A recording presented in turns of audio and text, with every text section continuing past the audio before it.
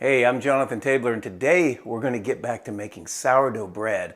And you know, I've had people tell me that they try to make sourdough and they just can't get it to work right. So what I'm going to do today is start from the very beginning and explain it as simply as possible, and also give you the tools to know what to use and why you should use them. What is sourdough? Sourdough is a naturally fermented flour. And what's fermentation? Well, it comes from the French word fervere, which actually means to boil. And there's this really cool natural process. It's really amazing. Cool might not be the word. It's actually incredible, because when you see what happens, it's almost like one of those little jumping beans when you're a little kid. They seem magic because they're just bouncing on their own. Well, when you ferment a substance, a vegetable or wheat, it actually starts bubbling all on its own, like it's on a stove. And thus, that's what the description means, boil or to boil. And so that's what fermenting is. It's a natural thing that comes from the inside of the structure that really God put there to preserve itself. And so the way you do it with wheat is that you grind it, because it's basically completely preserved in the kernel form. But once you grind it, then you add water that doesn't have chlorine or any chemicals in it. I use reverse osmosis water. And once you add that to it, it makes a paste. You make it a little bit less thick than a paste, and you leave it. You just leave it set. And then after about a day and a half, it will vary ever so slightly, barely just start to bubble. Now, this is the opposite of breaking down and rotting. There's actually something that is in there, and really it's a mystery because it's nature. And rather than rot and break down, it preserves. And so when it does that, it starts to bubble. And you have to start slowly, like kindling a fire, just little by little. But what happens is, after a day and a half, you add a little bit more and a little bit more water, just like it's a little bitty fire. And then after another day and a half, you add a little bit more and a little bit more water, and it starts coming up. And after about 4 days, it turns sour, or like a lemon. And so when it does that, it's actually like a battery, and it's like electric. And at that point, once it gets to that point, if you take some of that substance now, it's so charged by that point, and you put it into some new flour and water, which is dough, instead of taking 5 days, it supercharges that dough overnight. And it just makes it blow up, neutralizes the gluten, makes the nutrients like 10 times more assimilable. And it's really a miracle. So it's really like, once you have your starter done, it's like getting a jump starter on a car when you hook it to another battery, because essentially what you're doing is you're putting a battery into what is not already to that point. And instead of taking like 5 days to do it, it happens, boom, just like that, just overnight. So what we're going to do is, first we're going to get flour. Now, I use real wheat, because I want whole grain flour. You can get whole wheat flour at the store.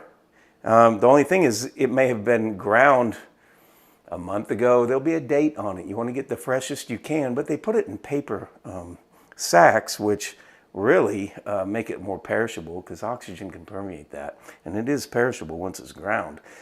I like it ultra fresh. If you want ultra fresh, you want to get a grinder, because you're not going to be able to grind it. This grinder, it's called a Wondermill, and it just turns it into powder.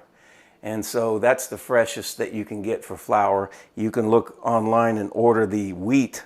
There's many different companies, Central Milling. You can look in the description of this video below. I'll have all the sources where you can order things from, or the things that I use anyway.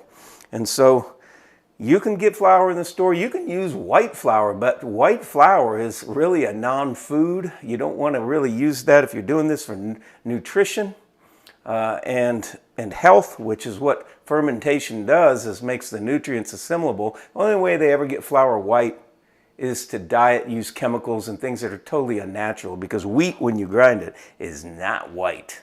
So it's that color. You're going to see in just a minute exactly what it looks like. But to get it white, they actually strip it of all the nutrients, and actually they sell them off to other industries that use those. At that point, it's a non-food, and so Congress mandated that they put something back in there that could be called nutritious. And in so doing, that's in the Code of Federal Regulations. They call it enriched.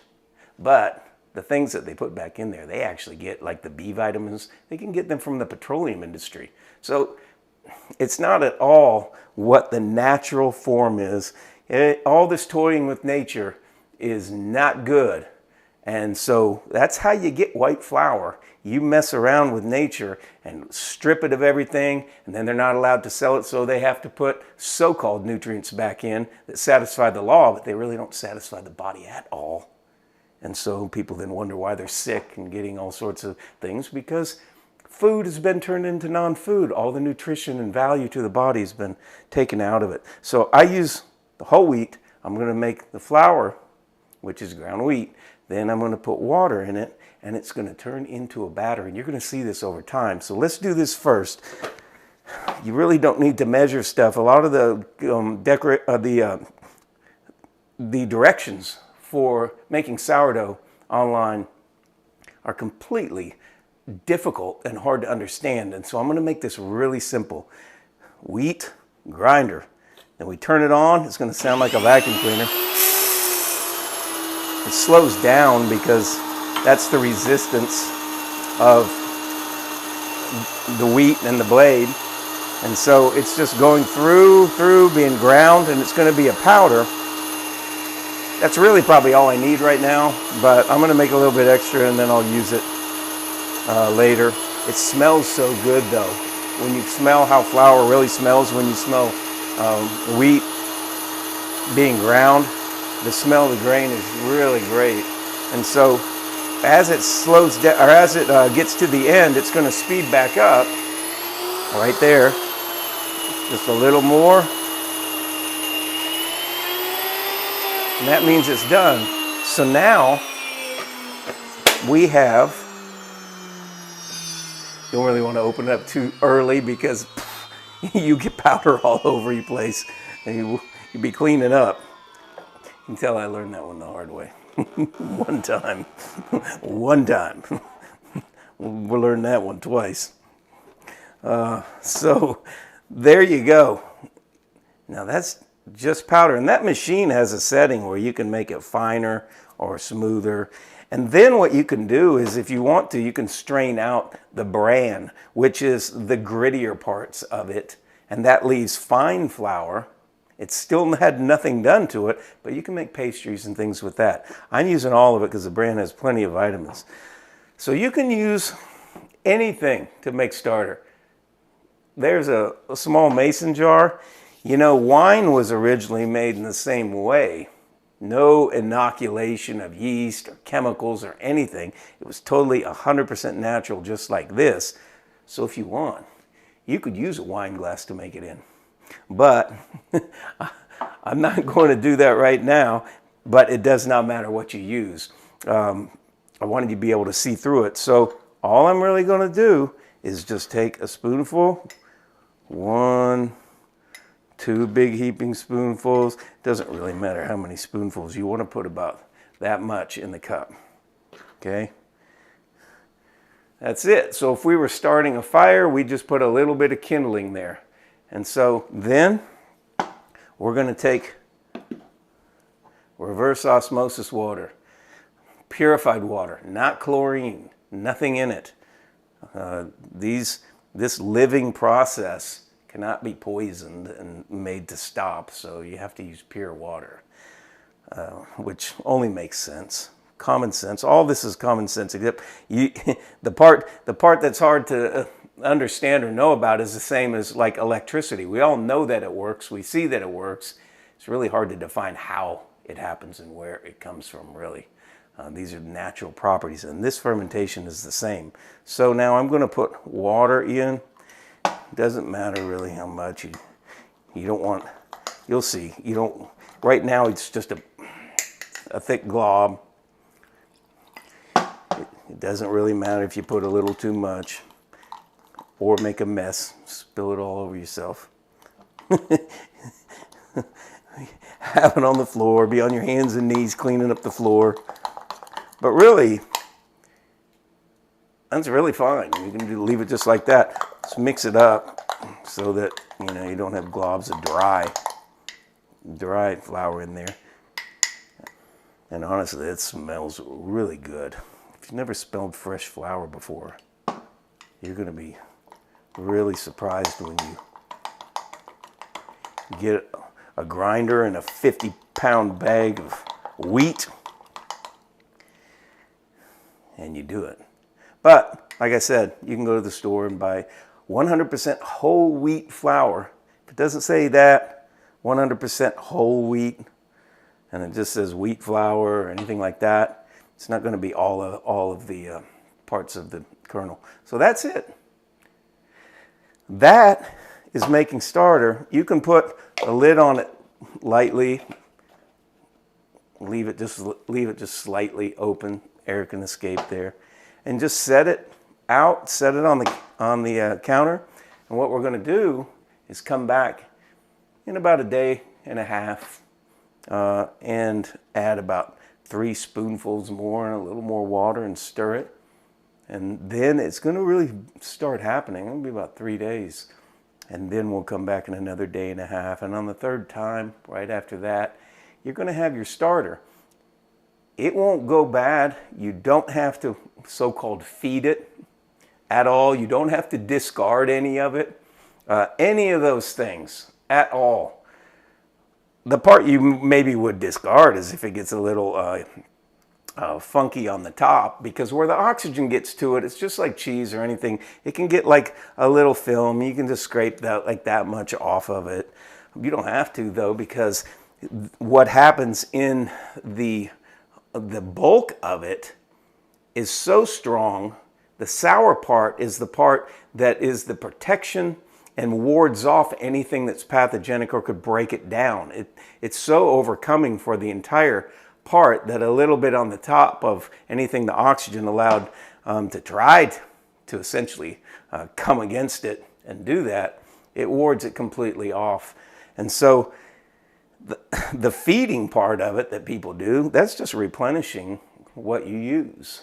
And so then you can, when you get done, you can put it in the refrigerator and you have your starter. If you leave it in there for months, it'll get a liquid on the top. And that liquid you can pour off and scrape off the top. But we'll get to all that. This is the simple part. You saw how simple that was? That's all you need to deal with right now. And just know that it's that simple, and it's going to stay that simple all the way through it. This is your starter, and here we go. We're starting, and I'm going to show you exactly what to do to make the best sourdough bread. Really, which is real bread. There is really no other kind of real bread, because all the other things were put in the industrial age. This was the way that bread was always made, and should always be made, because it neutralizes that gluten, and that gluten is like chewing gum. If I chew on this wheat, you can, and keep chewing on it, eventually you'll be able to, it'll turn to chewing gum. It was called farmer's gum. You can do a search online on that, just put farmer's gum, and you can actually blow a bubble with it. So that's the part that's not digestible, and that's the gluten, and that's the part that really everyone's gonna have a problem with digesting that. So that's why you want to do this, because this, just like turpentine in oil or turpentine on paint, this process just like breaks that gluten down overnight. So it's obviously was the way that it was always meant to be. And you're going to see how it works. We'll come back right when this is about a day and a half and show you the rest. Put the comments down below, and I'll see you when I come back.